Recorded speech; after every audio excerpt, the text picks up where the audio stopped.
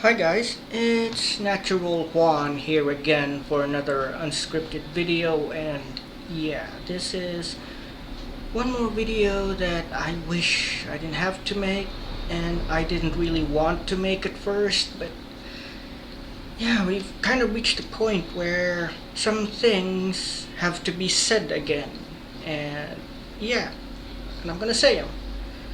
And as I proceed with this video, I'm aware I'm probably going to hurt some people's feelings. I know a lot of my subscribers are in America, and my opinions might not work with them, but we're we're beyond that point now. I'm really sorry to say that. We're beyond that point now, and yeah, I gotta say a bunch of things now.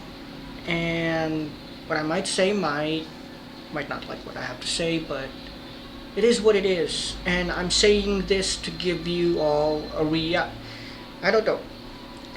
I guess I'm just saying this because I want to get it out of my chest because of all the fear that's going around.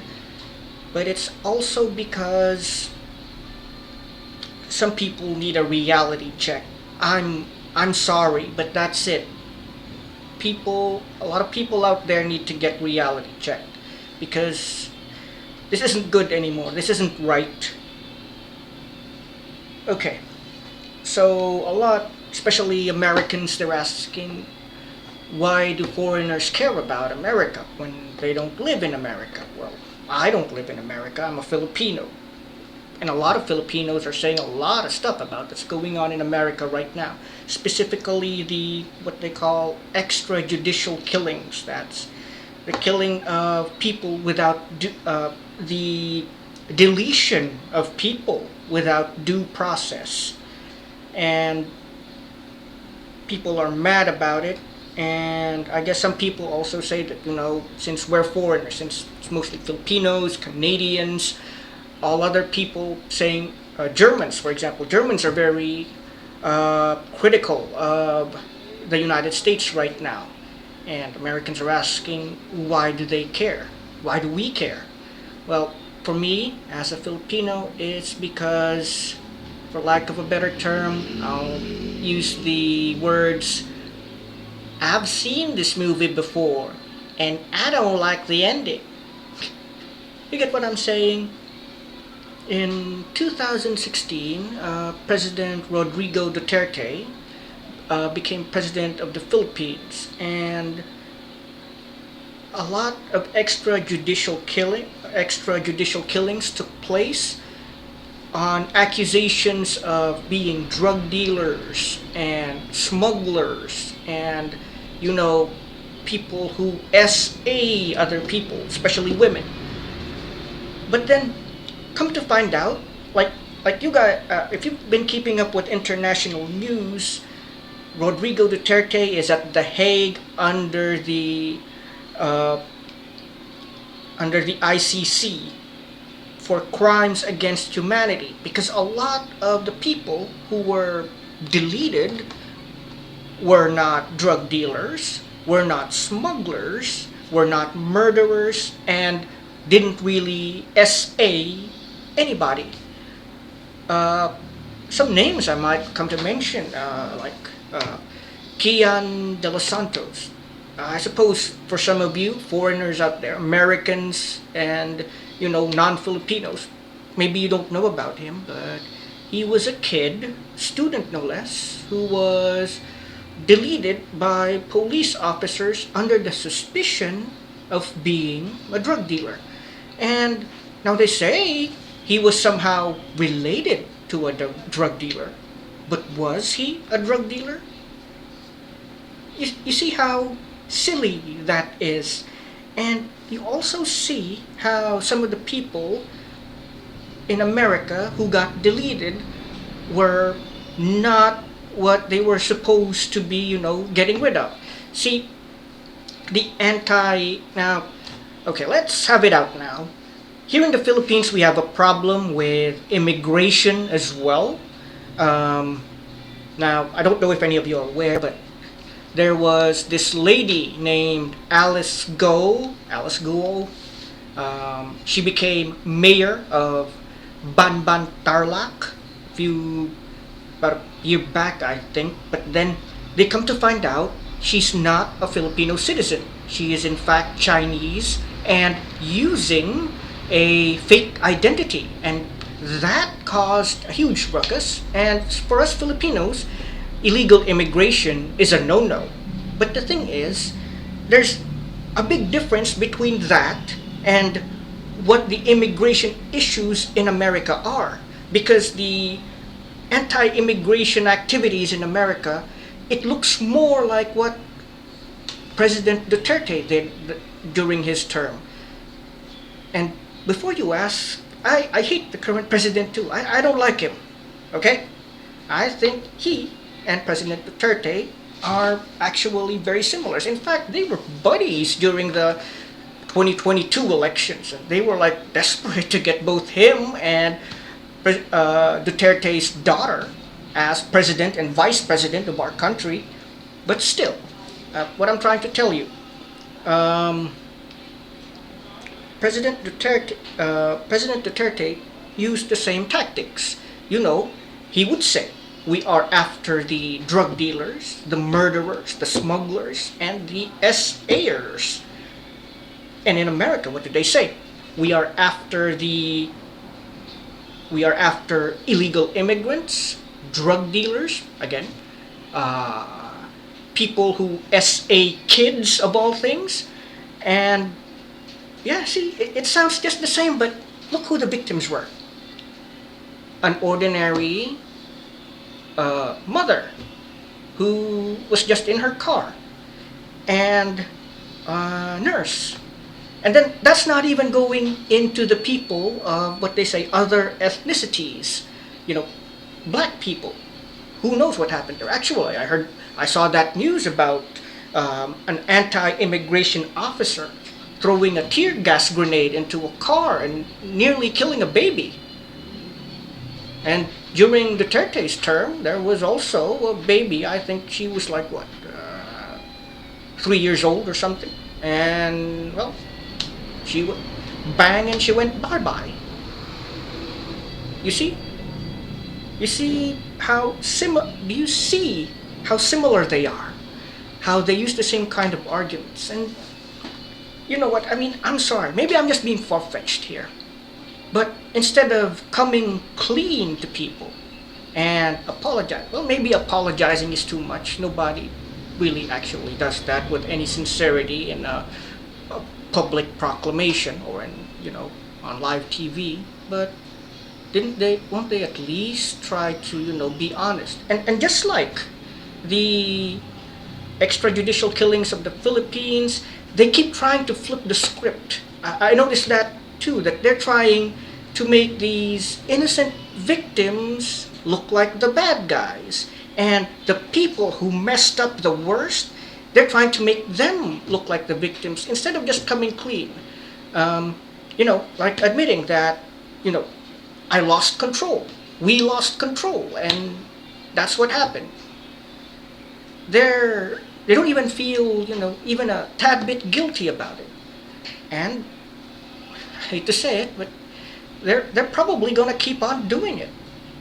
And now, from what I've observed, and I just saw this from other YouTubers like Abba and Preach, or that guy Charlie, Penguin Zero, you can really see that these individuals who are with the anti-immigration force, I just don't want to use their actual name, actually.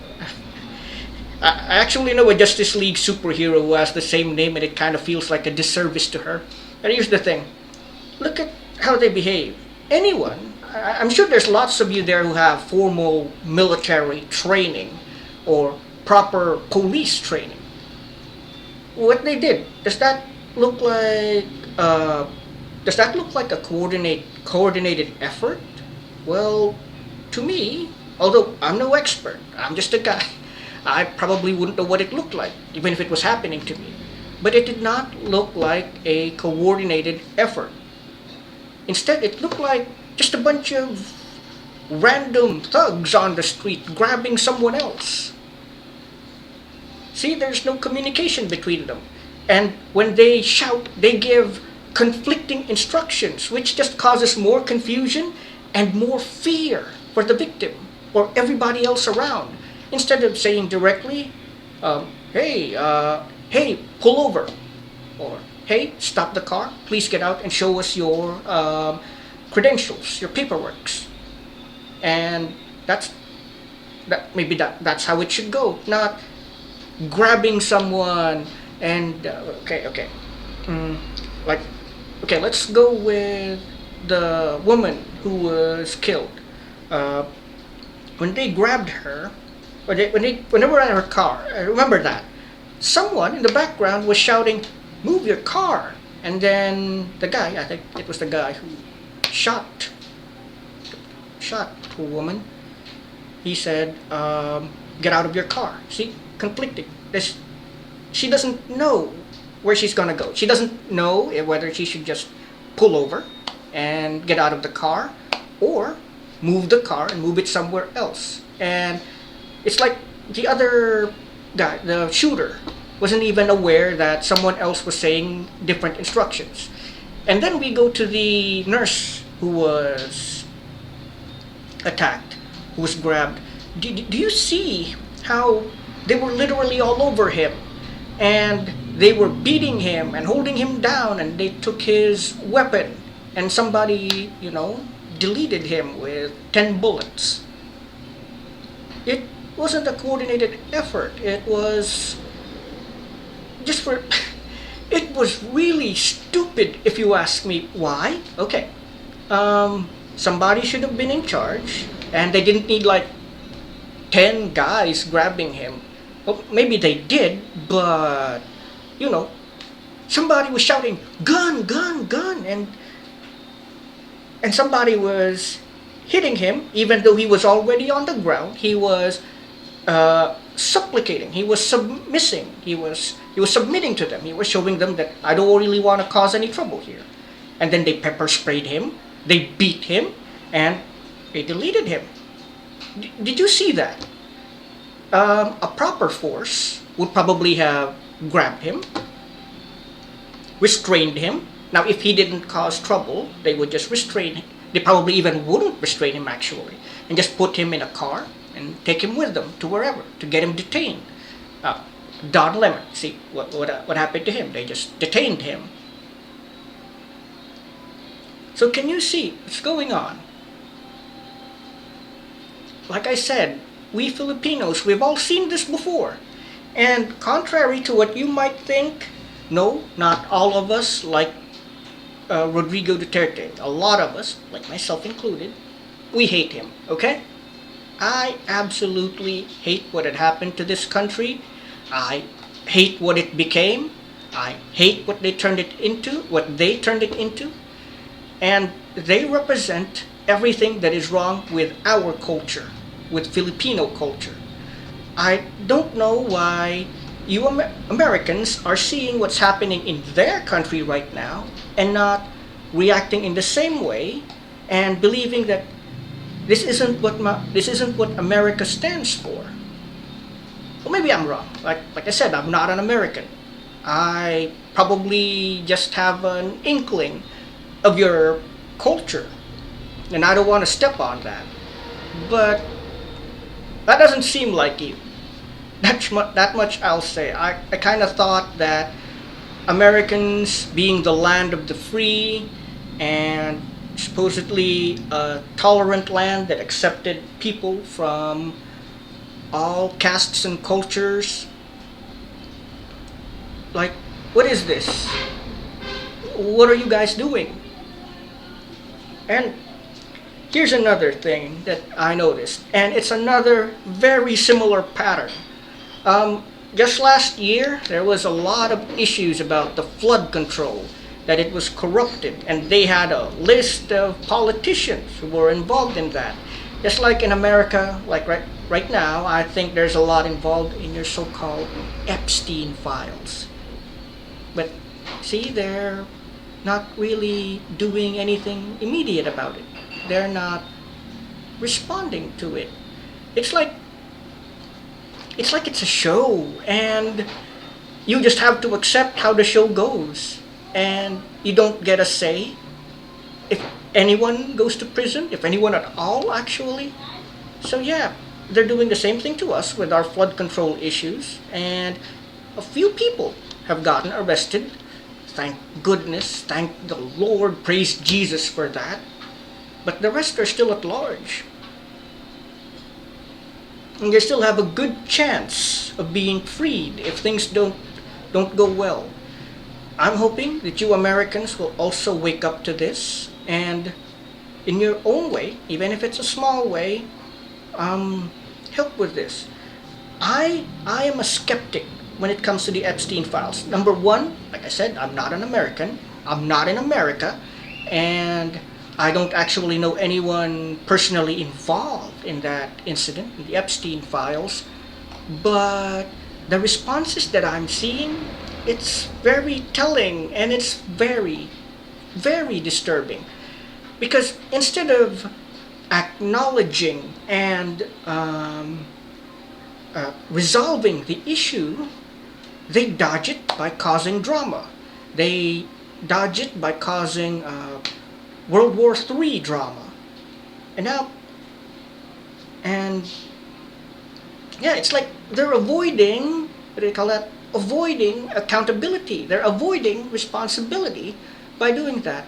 And if you guys, you Americans, don't stand up against this, well, they're gonna get away with it.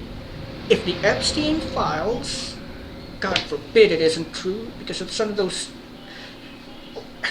stuff in there is some of the sickest stuff I've ever read. And if it's true, well, the guys who did that, they're gonna get away with it. They're gonna walk free and continue to do that kind of thing to a lot of other innocent people. Now, here's the thing. Another reason why I'm so concerned about this is because, we Filipinos, we have a conflict with the People's Republic of China.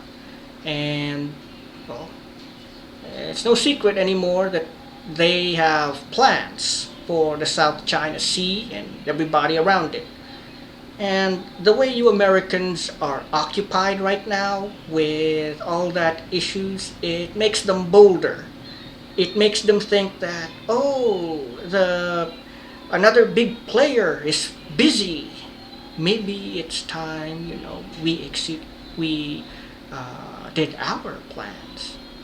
And so while you continue to have conflicts and not try to find a good resolution for whatever's going on over there, they're gonna do stuff. Now, the thing is, I don't want to sound mean here or that I'm particularly favoring other factions, but the People's Republic of China, their government at least, maybe not their people, they have more skeletons in the closet than the United States. People might disagree, but if you really look at the numbers and the actual history, what they did to Tibet, what they're planning to do to Taiwan, you know that it isn't good. You know what's going on in Xinjiang. You guys are aware of that somewhat. And that's another thing. So, in a way, they're kind of worse. Anyway, that's it. I don't know if any of you enjoyed this video. And I just made this video to express how I actually felt about all this. And the possibility that, we are on the cusp of World War III. But it is very possible.